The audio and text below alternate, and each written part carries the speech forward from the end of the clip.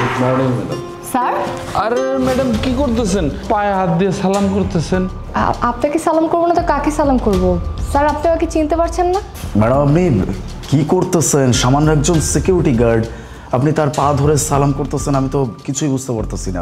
তুমি একদম চুপ থাকো। স্যার, আপনি আমাকে চিনতে পারছেন না? না না ম্যাডাম, সত্যি আমি আপনাকে চিনতে পারতেছি না। কি বলতেছেন স্যার? আমি তো আপনার স্টুডেন্ট ছিলাম, আমি সুমাইয়া। আপনি আমাকে চিনতে পারতেছেন না? ম্যাডাম একটা মানুষ আপনাকে বারবার বলতেছে সে আপনাকে চেনে না, আর সামান্য একজন সিকিউরিটি গার্ডকে আপনি স্যার বলে সম্বোধন করতেছেন।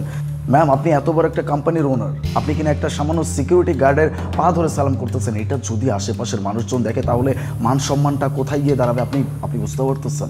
ফার্স্ট অফ অল আপনি ওনাকে সিকিউরিটি গার্ড বলা বন্ধ করেন, আমাকে কথা বলতে দিন। স্যার, আমি সুমাইয়া, 10th বির স্টুডেন্ট। আপনি আমাকে মনে করতে পারছেন না?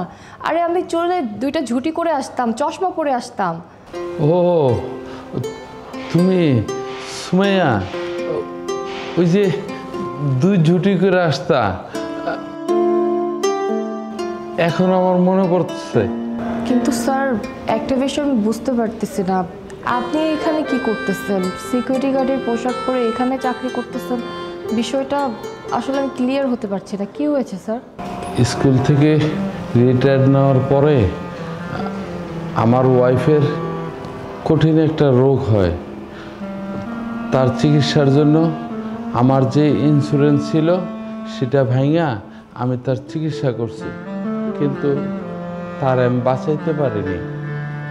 আমার তো কেউ নাই, একটা ছেলেও নাই। আমার একটা মেয়ে আছে, সে মেয়েটা অনেক বড় হয়েছে, সেই মেয়েটার তো বিয়ে শাদী দিতে হইব, তাই আমার তো কোনো কাজকর্ম করতে হইব, নাইলে আমি চলুম কেমনে। তাই এই সিকিউরিটির চাকরিটা আমি নিচ্ছি। স্যার, আপনার জীবনে যে এত বাজে ঘটনা ঘটে গেছে, আসলে এগুলো আমি কিছুই জানতাম না। আর এগুলো শোনার পরে আফসোস করা ছাড়া আর কোনো কিছুই করার নাই। খুবই খারাপ লাগতেছে আপনার জন্য। আপনাকে এভাবে এই পরিস্থিতিতে দেখব আমি কখনো কল্পনাও করতে পারিনি। স্যার, আমি আপনার জন্য তখন কিছু করতে পারিনি তো কী হয়েছে? এখন থেকে আপনার জন্য আমি আছি। এখন আপনাকে আর এই সিকিউরিটি গার্ডের চাকরি করতে হবে না। দেখো মা, তুমি কি তাইলে আমার এই চাকরি থেকে না করে দিবা? আমার এই চাকরিটা না থাকলে আমি চলতে পারব না। তুমি দয়া করে চাকরির থেকে বাদ দিও না। স্যার রিল্যাক্স, আপনি শুধু শুধু ভয় পাচ্ছেন। আমি আপনাকে বলেছি সিকিউরিটি গার্ডের চাকরি করার দরকার নেই, তার মানে এই না যে আমি আপনাকে এখান থেকে বের করে দেব। স্যার, আপনার মনে আছে আমি যখন আপনার স্টুডেন্ট ছিলাম তখন আপনি আমাকে কতটা সাপোর্ট দিয়েছিলেন? আমার বাবা নেই, পড়াশোনা করার জন্য ঠিকমতো খাতা কলম কোনো কিছুই কিনতে পারতাম না। আপনি প্রায় সময় আমাকে খাতা কলম কিনে দিতেন। আপনি আমাকে অনেক সাপোর্ট দিয়েছেন, মেন্টালি সাপোর্ট দিয়েছেন, বুঝিয়েছেন। আপনি যদি আমাকে তখন সাপোর্ট না দিতেন হয়তোবা আমি এত দূর আসতে পারতাম না। এই যে আজকে এই কোম্পানিটা দেখতে পাচ্ছেন, এটা আমার কোম্পানি। আপনার দেওয়া শিক্ষা আর আমার চেষ্টায় আজকে এত দূর আসতে পেরেছি। আচ্ছা, আমি একজন স্টুডেন্ট হয়ে আমার টিচার আমার কোম্পানিতে সিকিউরিটি গার্ডের চাকরি করবে, এটা কি আমি দেখব? স্যার, আপনি আজকের পর থেকে কোনো সিকিউরিটি গার্ডের চাকরি করবেন না।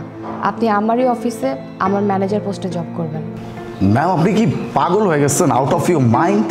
মানে একটা সামান্য সিকিউরিটি গার্ড, তাকে এত বড় একটা কোম্পানির ম্যানেজার পোস্টে আপনি চাকরি দিয়ে দিবেন? আপনি সব কি বলতেছেন? তার কোনো এক্সপিরিয়েন্স আছে? তার বয়সটা দেখছেন আপনি? এত বড় একটা কোম্পানির ম্যানেজার, কত দায়িত্ব, এগুলো সে কিভাবে পালন করবে? ম্যাডাম আপনি আর একটা কথা বললে আপনার চাকরিটা থাকবে না, সো বি কেয়ারফুল। স্যার, আপনি চলুন আমার সাথে, আমার অফিসে বসে বাকি কথা বলবো। তোমার যে আমি কি বলে ধন্যবাদ দেবো সে ভাষা আমার জানা নেই। তোমাদের মতো ছাত্রছাত্রীদের আমি যে এতদিন শিক্ষক ছিলাম সেটা আমার কাছে এখন গর্ব মনে হইতেছে। ঠিক আছে স্যার, চলেন এখন।